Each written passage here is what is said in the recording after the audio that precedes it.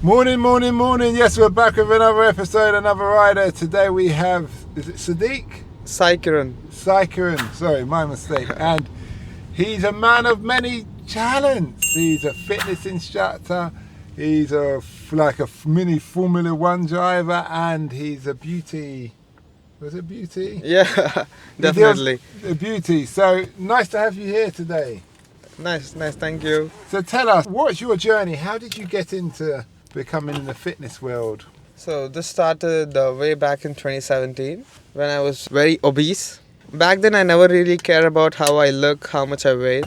Even though my friends used to, bully me, tease me and stuff. And then suddenly I had this realization because I was very obese and I was unhealthy. So how much did you weigh? I weighed around 130 kgs. Really? Yeah, I weighed. How tall? You're not tall, are you? I'm not tall. Well, how I'm tall just are you? I'm 5'9". So I'm 6'2" plus. Yeah. And I used to weigh 120 kilograms, and that was heavy. Yeah, that's heavy for a tall person. I was 5'9" and I was 130.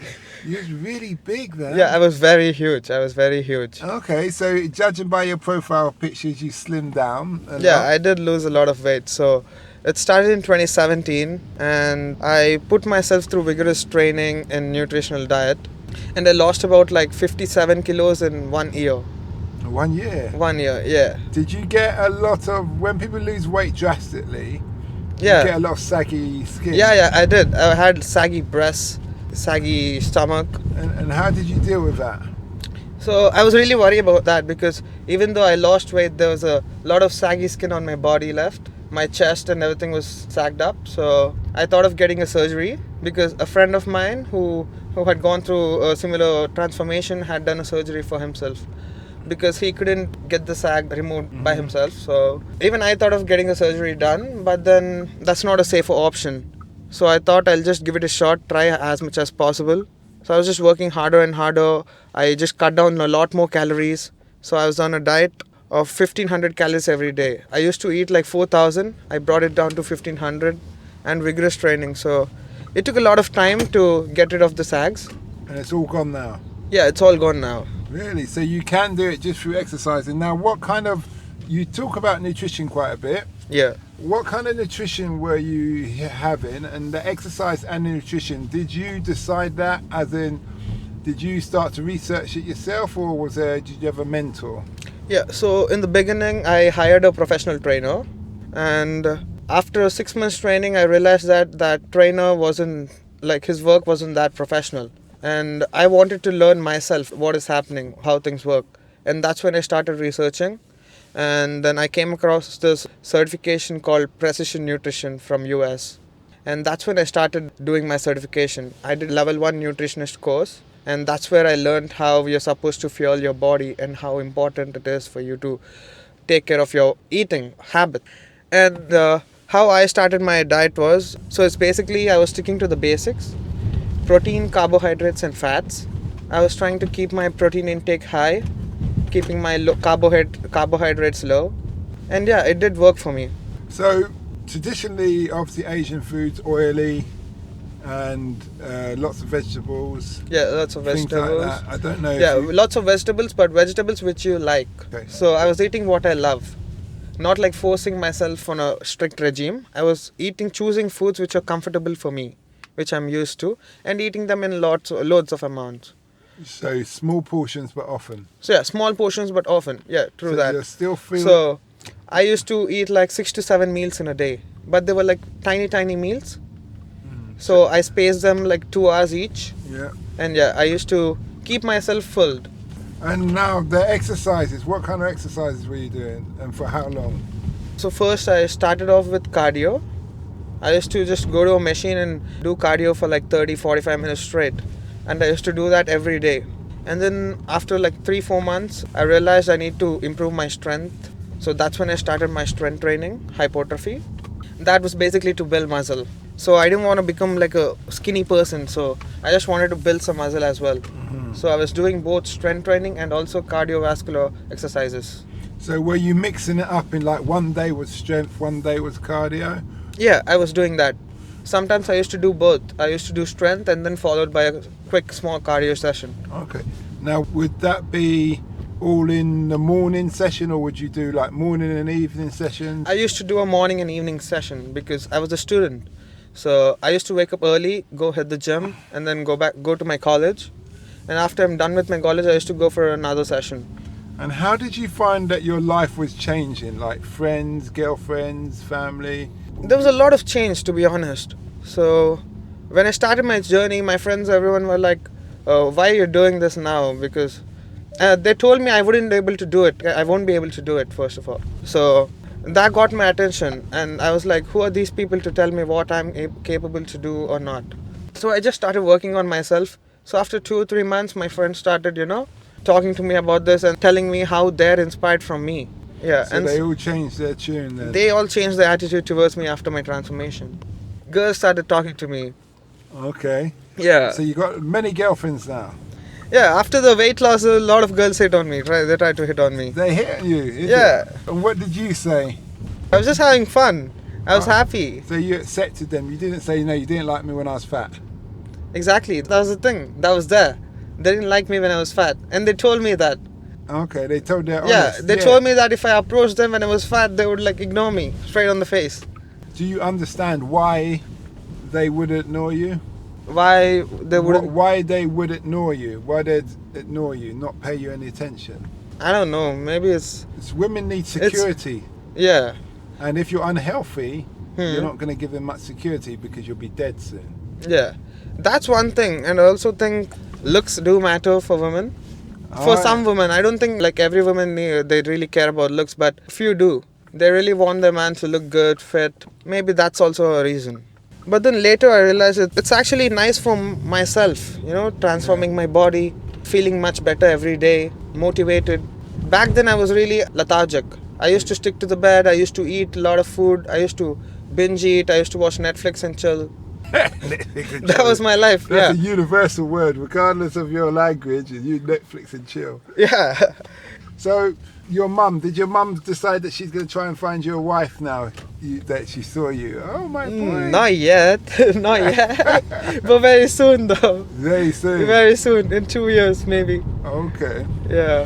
What would you say to somebody who's trying to lose weight, who's big, who's trying to lose weight? What would be your advice? And also regarding surgery as well. My advice would be, don't think about anyone else or what their opinions would be on you. A lot of people who are fat now, they have this insecurity feeling of going to gyms and working out. A few of my friends, they feel insecure to go and work out in front of everybody else who's fit.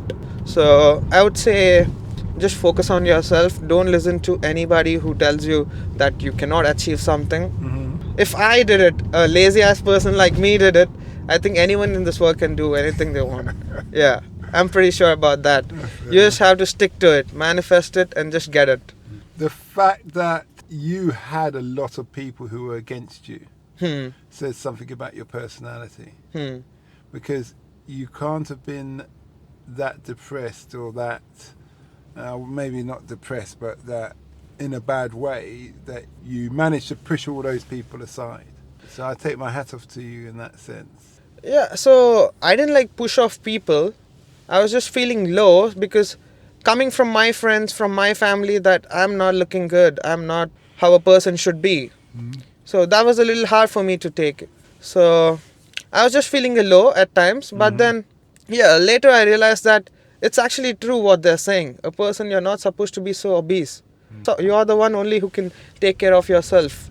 So... Are you an only child? No, I have a brother. Is he big? He is big too. Now, what does he say? Yeah, so after my transformation, so my parents started pressurizing him, saying, if he can do it, why can't you do it? So yeah, I gave him a few advices. I told him how to start his routine out. He's in the US now. Yeah, and also he started his transformation. He lost around 20 kilos.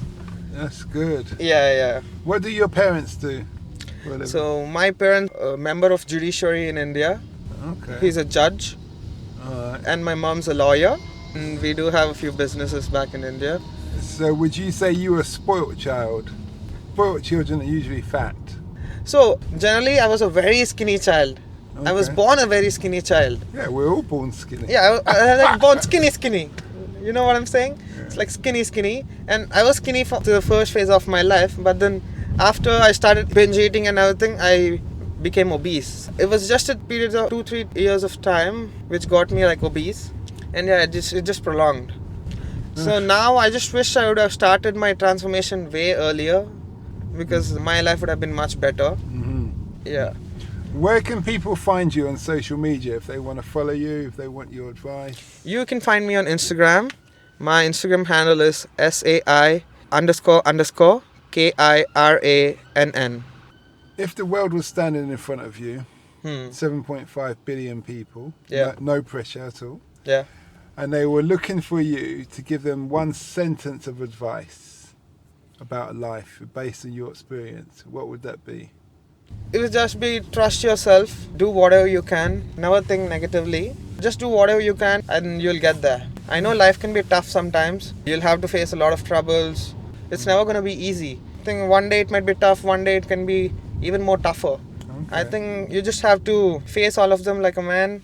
Do whatever you can within your possibilities, within your limits, and just believe in yourself, because if you can't believe in yourself, no one will ever do it. Yeah, you just gotta believe it and do it. Now, you spoke about your, is it a Formula 1 driver?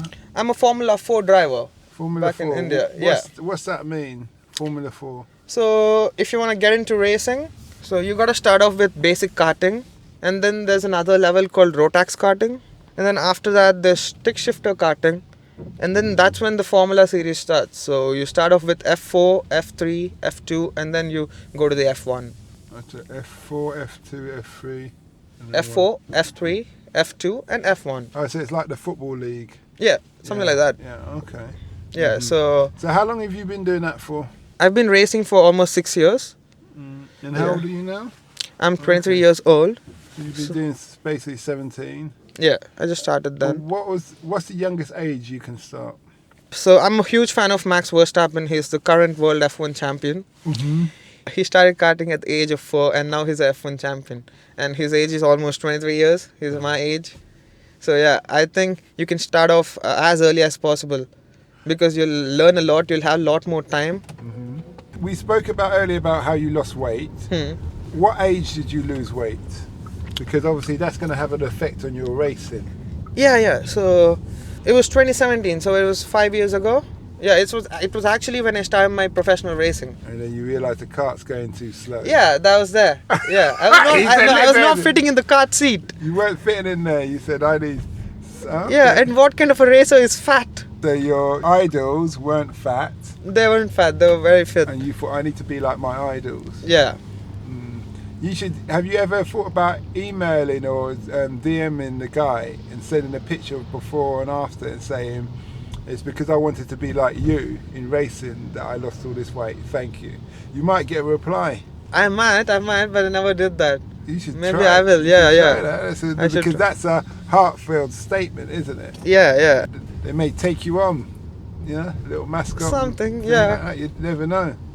So tell us about this racing. Is it expensive? How many times do you have to train a day? Racing is very expensive. What's the regime for your personal health and mental? So I think racing is one of the most expensive sports in the world. You need to get yourself some good track experience, good track time to win a race. So you need to pay for a lot of training sessions, and training sessions are expensive. Are they electric go-karts or are they petrol, Not really, diesel, fuel? They're fuel-based carts. So They're they race petrol. fuel-based carts, yeah. Okay. And how fast does these carts go? So if you're talking about the carts, the carts can go 0 to 60 in like 4 seconds. And so is there a speed limit 60 miles an hour? No, there won't be any speed limits on the track. No, I mean, what's the fastest the carts can go? Oh, what's the fastest a cart can go? Yeah. It can go up to 120 So you're miles. sitting in a little box like Little this. box cart and without anything, yeah, and you it can can barely move your hands. Yeah. And you got a helmet on. You got all the padded gear. Yeah. So the gear, is it fireproof? It is fireproof. Okay. Yeah, it is fireproof, and it is very accidental proof as well. Even if you fly off the cart and fell down, you won't get any scratch. So have you had accidents before? Yeah, I did. I had like 3 to 4 accidents before. Big ones, but thankfully nothing happened to me. Yeah, the car took the beating. So what happened in that accident? So I was just trying out. I was trying to push myself much better. So I was trying to brake as late as possible when I'm taking a turn. So I was doing that consistently lap after lap, and then there was this one lap where I was trying to push as much as possible, and due to my fellow racer, he had an engine leak. Okay. Yeah, so there was oil leaking from the engine and it was all over the track. So as I was getting into the turn to the apex, there was a very bad oil leak there, and there was no traction. So my car went out of the traction and I went straight into the walls. I hit the barriers directly. My tires flew left and right. And they came off. Yeah, they came off. They flew away. Yeah, flew away. They flew away. That's how it was. It was a very huge impact. And after that accident, I became underconfident. I was a little scared to drive. It shook your confidence. Yeah. It affected my confidence. And then later I had to talk to my coach and everything. I had to sort things out. I had to go for a track walk. What did your coach say to you to motivate you to get back in the game? He told me a lot of things. He told me how racing incidents can be, how bad they can be. Racing incidents can happen when you least expect them to. So it's a race. Anything can happen when you're racing. Yeah, so it's not easy. So he just told me to put my head up and not be scared. Just try it again slowly. Push lap after lap. So that's what I did. And he also took me on a track walk. He showed me how to take the turns properly, where to brake, where to accelerate. So yeah, it was very helpful. Okay. So he took you on a track walk before though? Yeah, he did. So, but this time he's just building your confidence back because you can see that there's a bit of an issue. Yeah. That was nice of him. And then later, after my training sessions, I started going to these local events in India. And that's when I started getting my cups. I started winning the events. Okay. Yeah, as of now, I have like 15 cups and 2 medals. Yeah. And that's in 5 years? That's in 2 years. In 2 years? Yeah, that's in 2 years. But wait a minute, you've been racing for 5 years? I've been racing, so I've been training and then racing. So it's not like racing completely. So the last 2 years you've been training. So training is really important because when you're racing on a track, you need to have a lot of track time. You need to give your best. When you're doing your fast laps, you can't do anything wrong. There cannot be any mistakes. What kind of mistakes would you? When you say you can't do anything? Mistakes like braking early, turning in late, or turning in early. So every turn you're approaching, you have to brake perfectly. Every turn you're turning in, you have to turn in perfectly. So there's a lot of things going on when you're racing, and when you want to give the best lap. And when you want to give the best lap consistently, you have to be very confident, you have to be very alert. Yeah, racing is not easy, it's very tough. So you need a lot of time to practice. I thought it was easy when I was getting into it, but once I got into it, that's when I realized it's not easy. Nothing in life is easy. Who introduced you to it? So me and my friends were really into cars. So we used to street race back in India. Oh, is it? Yeah, that's how it started. So wait, you live in a city or you live in the rural areas? We live in a city. How do you street race? What were you street racing in? Street race, not like events. We just grab our cars and we drive around the city, race around the city. What, at night? Yeah, at night. And what did the police never catch you? The police can catch us. We're faster than the police, though. Really? Yeah. So you're like the Fast and Furious of India? Yeah. Okay. So that's how it started. So me and my friends, we were really into cars. We used to drive around every day. So me and my friend, we started this training together. We've been to these training programs together. Wait, let's jump back into that. So how does that racing in the street at night go? There's lots of friends, and you get a cart out, because from when the police, if they miss you one night, they miss you the next night, they're going to start waiting for you in places, see where you go, where you start, asking. Yeah. So it's never on the same route, right? It's never in the same area. So it's a huge city, so we go to different parts of the city, we go out of the city. So a group of friends, so we have like different clubs. Are these like go-karts? Not go-karts, are real cars, normal cars. So real cars, so it could be a Mercedes, it could be whatever car. Yeah. But you've got number plates on. Yeah, we have number plates are registered to a house. Yes. So surely the police will see the number plate and know what house to go to. Yeah. So what do you do? Take the number plates off? So we never took it that far. So we don't race proper race. We just do it for fun, right? So it's just we driving a little faster than we normally do. It's just having fun, listening to music, chilling. Okay. Yeah. So are you racing with like your friends in the car, or is it just you? No, it's just me. Okay, so no one else is in danger. No one else is in danger. Okay. I don't race on streets. It's just for fun. We just drive a little faster. Yeah. But if it comes to racing, I would like to tell people you're never supposed to race on the streets because it's not safe. Okay. It's not safe for you, or it's not safe for others. Right. If you really want to put your skills out there, you want to test out or show your driving skills, just go to a track, drive it out there. You will get the experience. You'll love it. And once you start racing on the track, you would never want to race on street. But then suppose the street is probably a very good training ground. Because you will get used to driving and all. Well, not just that, you can't get anything wrong. So if you get something wrong, you could kill yourself or kill people. Yeah. So if you learn on the streets, you've got an advantage. Well, that's probably where you get your 15 medals from. Actually, true. Yeah. Actually, I started driving on streets, and that's how I realized I was driving good. Okay. And that's when I realized I need to get on track. What's the Indian league called that you're in? It's called JK Tire Motorsport Championship. Okay. And there's another championship called MRS Championship. Okay. And now there's another league happening. It's Indian Racing League. Alright. Yeah. Well, thanks a lot for that. Remind people, where can they find you? You guys can find me on Instagram. So my handle is SAI__KIRANN. Well, thanks a lot for that. And we Thank wish you well. Thank you. We hope that episode enhanced your life. We post an interview every day as well as vlogging on our social media channels. Don't forget to subscribe to get our latest episode.